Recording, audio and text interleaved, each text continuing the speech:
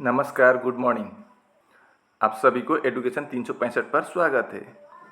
Reasoning के आज का इस वीडियो में मैंने आप लोगों के सामने टोटल 12 सवाल लेके हाजिर हुआ हूँ। इसलिए वीडियो स्टार्ट होने से पहले मैं आप लोगों से एक गुजारिश करता हूँ कि कृपया आप वीडियो के साथ साथ आप भी पेन और पेपर लेके बैठिए और 12 में से कितना सवाल आप सही करेंगे उसका भी कमेंट में लास्ट में जवाब देना, ठीक है। अब देर न करते हुए हम वीडियो स्टार्ट करते हैं। देखते हैं आज का पहला सवाल क्या है। What will come in place of the question mark in the given number series? ये नंबर श्रृंखला में क्वेश्चन मार्क की प्रश्नवाचक चिन्ह की जगह पर क्या आएगा वही हमको निकालना है। तो यहाँ पर डिफरेंस देखते हैं सबसे पहले हम, ठीक है। तो इसके साथ इसका कितना डिफरेंस है, +10 का।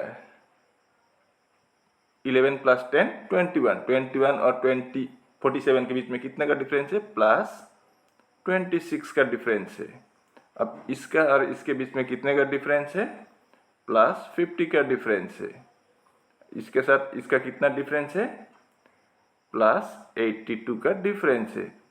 अब यहाँ से कुछ समझ में नहीं आ रहा है किस तरह का लॉजिक लगा हुआ है, तो फिर इनका डिफरेंस का भी डिफरेंस चेक करते हैं। तो 10 और 16 के बीच में कितने का, 26 के बीच में कितने का डिफरेंस है। एक मिनट में इसका कलर चेंज कर देता हूँ ताकि समझने में आसान हो। अब यहाँ पर देखिए आपका 16 का डिफरेंस है, मतलब 10 + 16 26, 26 + 24 50, 50 + 32 82 होता है। कुछ समझ में आया कि नहीं।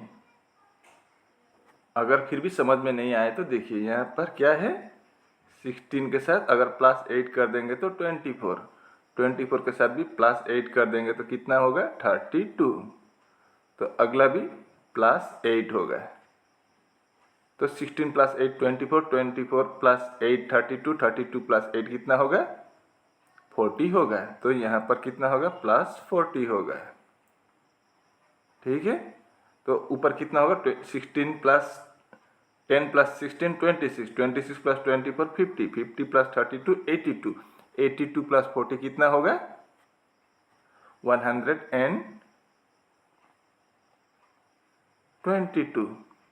तो 122 + 179 कितना होगा, आपका 301 होगा। यानी कि आपका डी ऑप्शन सही जवाब होगा इस सवाल का। अब देखते हैं अगला सवाल क्या है। अब देखते हैं अगला सवाल में क्या बोला है। ई P = 11 और फॉक्स = 36 है, तो हमें बस क्या कितना होगा वही निकालना है, ठीक है। P से कैसे 11 आया चेक करेंगे हम। P का प्लेस वैल्यू कितना होता है, 16 होता है। अगर इसमें -5 कर देंगे तो आपका 11 आ जाएगा। अब फॉक्स का भी उसी तरह से निकालेंगे। FOX, F का कितना है, 6 है, O का 15 है और X का 24 है। इन तीनों को प्लस करेंगे तो कितना होगा, 6 + 5 11 + 4 15, 1, 2 + 1 3 + 1 4, 45 होता है। अब ऐसा भी हो सकता है, यहाँ पर -5 किया तो 1 होगा, यहाँ पर -5 किया तो 10 होगा और यहाँ पर -5 किया तो 19 होगा। तो 0 30 होगा, 36 किसी भी तरह से नहीं आता है। तो अन्य ही कोई दूसरा ही लॉजिक है, तो हम दूसरा लॉजिक चेक करेंगे। आप वैसे देखिए P का अपोजिट लेटर क्या होता है वही हमको जानना है। क्या होता है, K होता है। तो अपोजिट K का प्लेस वैल्यू कितना होता है, 11 होता है। ऐसा भी हो सकता है। तो फॉक्स का भी हम देखेंगे, FOX, F का अपोजिट लेटर क्या है, U है, U का प्लेस वैल्यू 21 है। O का अपोजिट लेटर L है, L का प्लेस वैल्यू 12 है और X का अपोजिट लेटर क्या है, C है, तो C का प्लेस वैल्यू 3 है। अगर इन तीनों को प्लस करें तो क्या 36 आएगा क्या, तो बिल्कुल 36 आता है, मतलब अपोजिट लेटर का सम या प्लस किया हुआ है। तो हम बस का भी उसी तरह से निकालेंगे। तो BUS, B का अपोजिट क्या होता है, Y होता है, Y का प्लेस वैल्यू 25।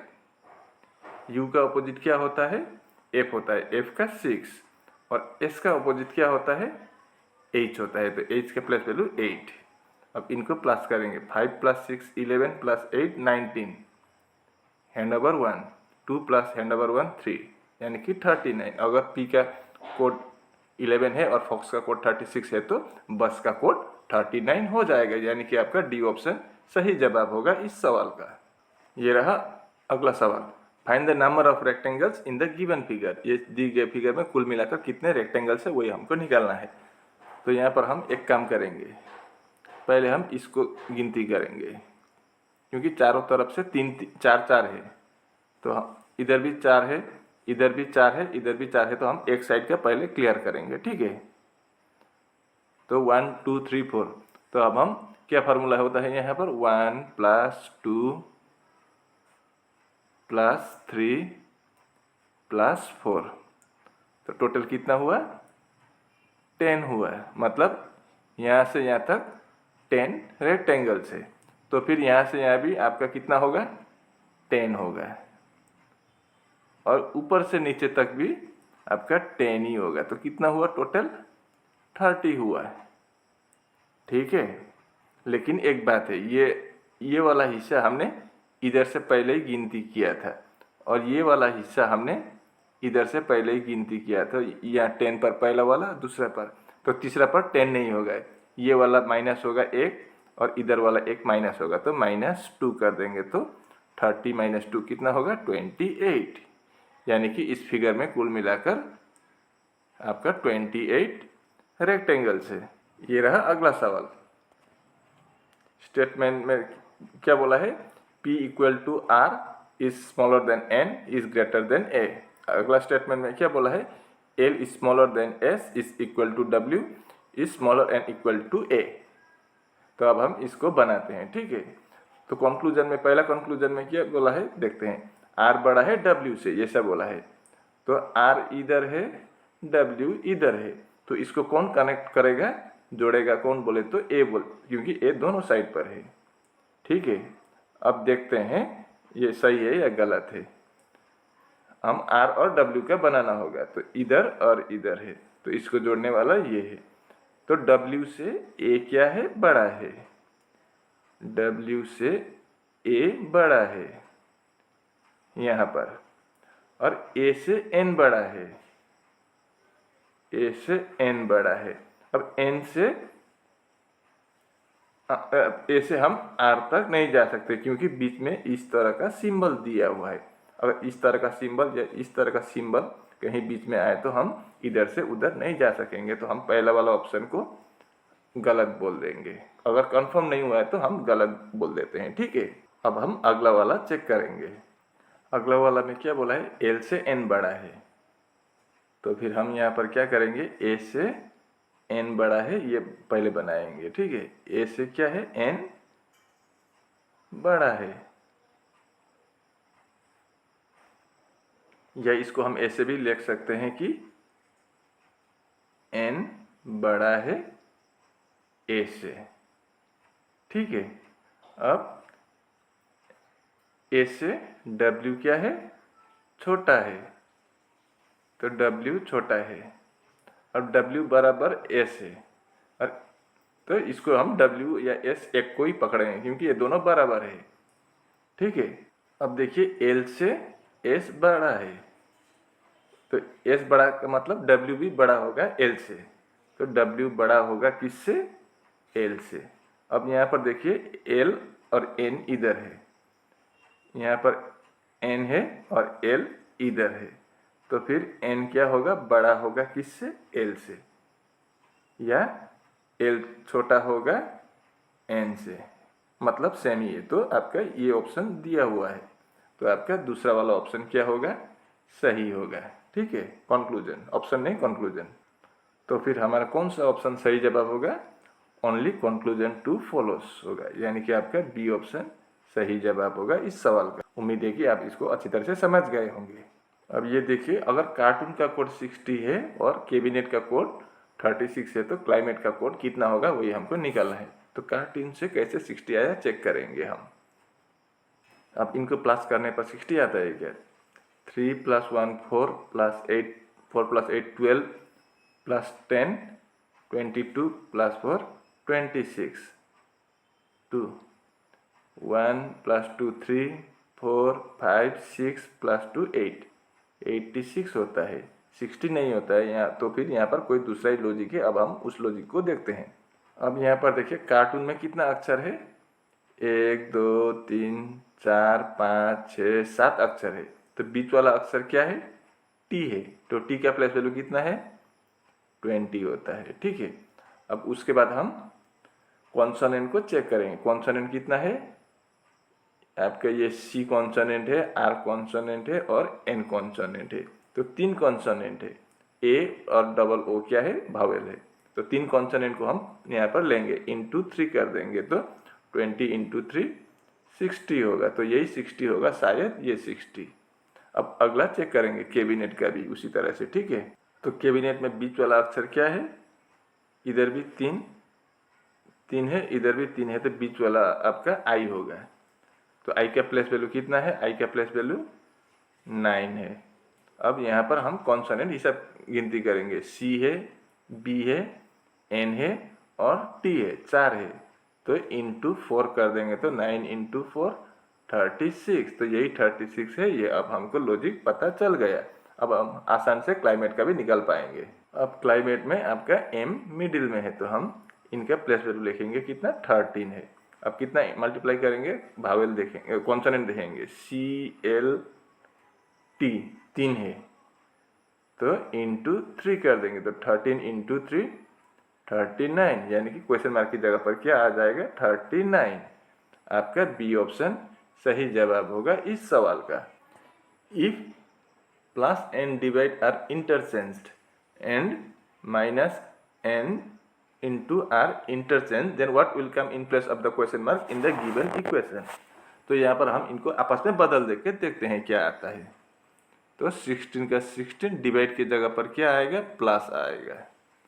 तो प्लस बना देंगे। 33 का 33 माइनस के जगह पर इंटू 57 प्लस के जगह पर डिवाइड होगा, डिवाइड बाई 19 इंटू के जगह पर -14। तो 16 + 37 इंटू 57 को अगर हम 19 से डिवाइड करेंगे तो 3 टाइम होगा, -14 ऐसा होगा। तो 16 + 37 इंटू 3 कितना होता है, 37 नहीं 33 है।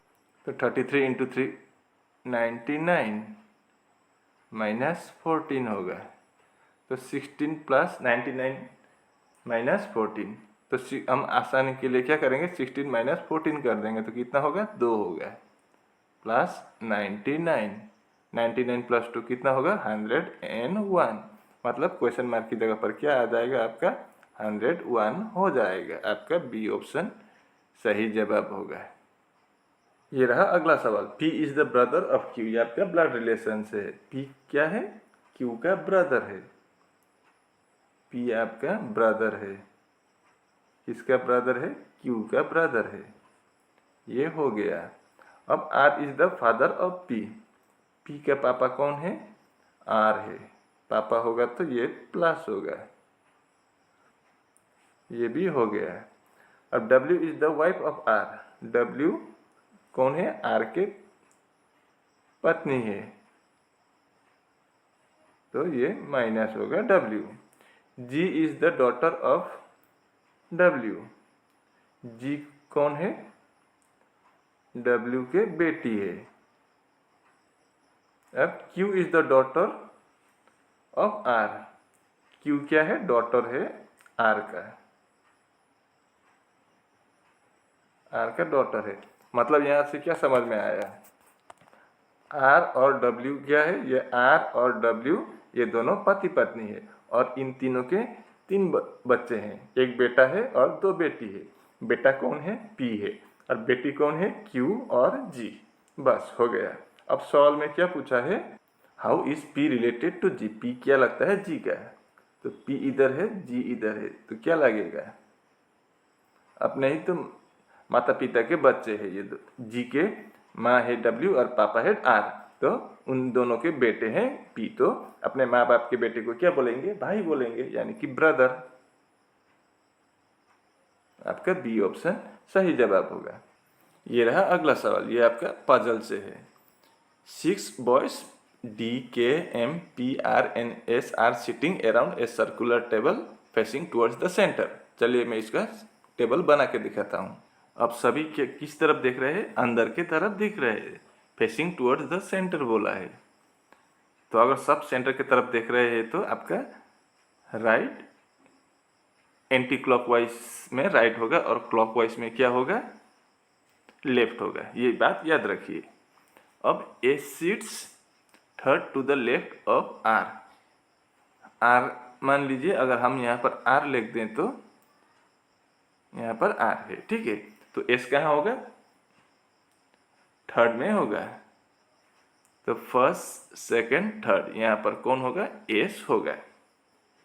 लेफ्ट में बोला है ना, S sits third to the left of. अब P sits immediate right of R, तो राइट यहाँ होगा तो पी यहाँ हो जाएगा। एंड इमीडिएट पी कहाँ पर है?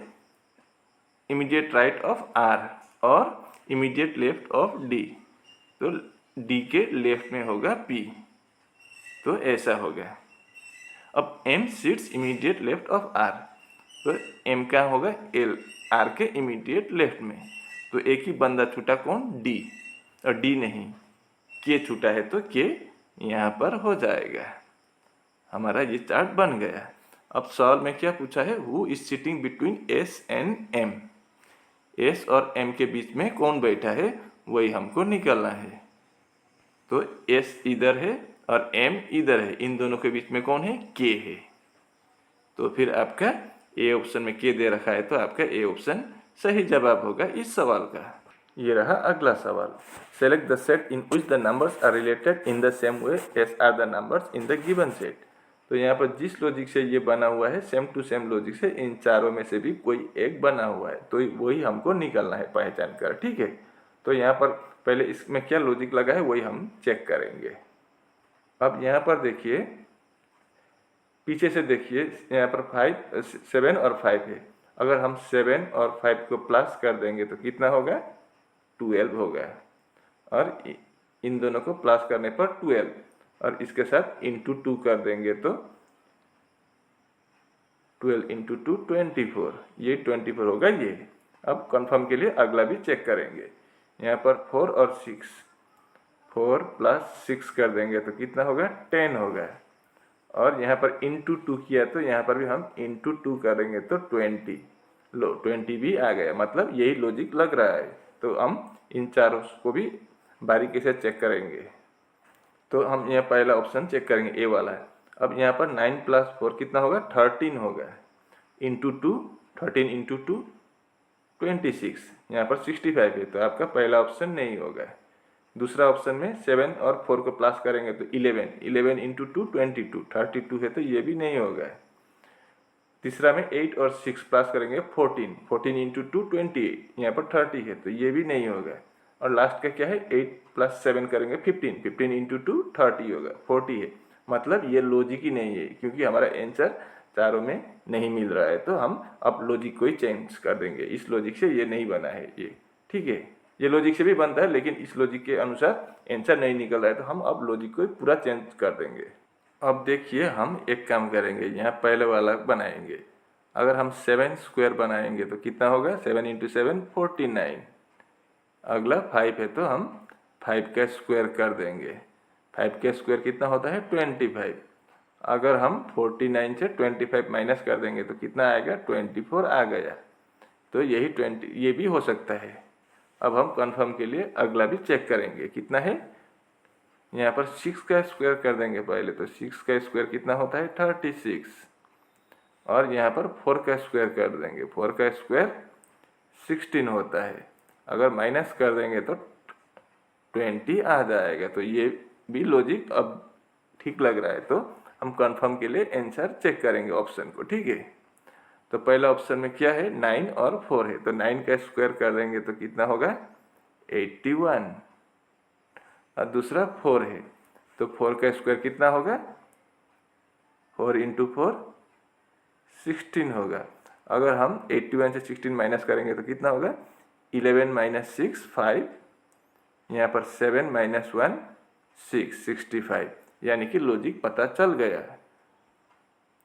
तो फिर हमारा आंसर होगा आपका ए ऑप्शन में ही मिल गया। तो आपका ए ऑप्शन सही जवाब होगा। हमने 9 स्क्वायर कर दिया, उसके बाद 4 स्क्वायर को माइनस करने पर 65 आ गया। तो आपका ए ऑप्शन सही जवाब होगा। अब इस सवाल को देखिए, find out the odd one. इन चारों में से विषम वाला को हमको पहचानना है। तो कौन सा वाला विषम होगा? तो पहले हम साइड गिनती करते हैं। 1 2 3 4 साइड है। इधर 1 2 3 4 5 6 साइड है। इसमें 4 साइड है। इसमें 1 2 3 4 5 साइड है। यहाँ पर 4 6 4 5। तो इससे तो कोई पता ही नहीं चला। तो यहाँ पर क्या फंडा है, अब हम चेक करेंगे। ठीक है,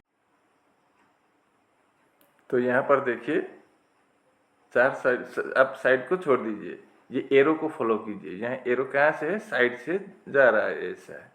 दूसरे में भी किसी एक साइड से जा रहा है, और चौथे में भी आपका किसी एक साइड से आ रहा है। लेकिन तीसरे में क्या है? किसी कोण से या एंगल से बन रहा है। तो आपका सी वाला ओड हो जाएगा इस सवाल में। ठीक है, ये रहा अगला सवाल। Choose the related word in the following question. अगर हिटलर के साथ जर्मनी का संबंध है तो वास्को डा गामा का साथ किसका संबंध होगा? तो हिटलर कहाँ के थे? जर्मनी के थे, एडोल्फ हिटलर। तो वास्को डा गामा कहाँ के थे? इंग्लैंड, फ्रांस, पोर्टुगल या इटली।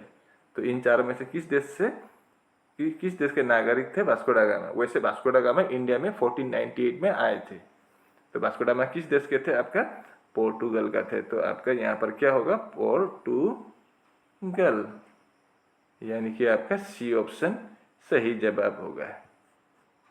ये रहा अगला सवाल। Select the word which cannot be formed using the letters from the question word. मतलब ये क्वेश्चन पर जो वर्ड दिया गया है, इसमें से हर एक अक्षर को अगर हम यूज करें जितना बार है, तो इन चारों में से कौन सा वाला वर्ड हम नहीं बनाया जा सकता है, इन चारों में से नहीं बना सकेंगे। तो हम एक एक करके चेक करेंगे। ठीक है, तो पहले में क्या है? नोबलिस्ट, एन है OVELIST,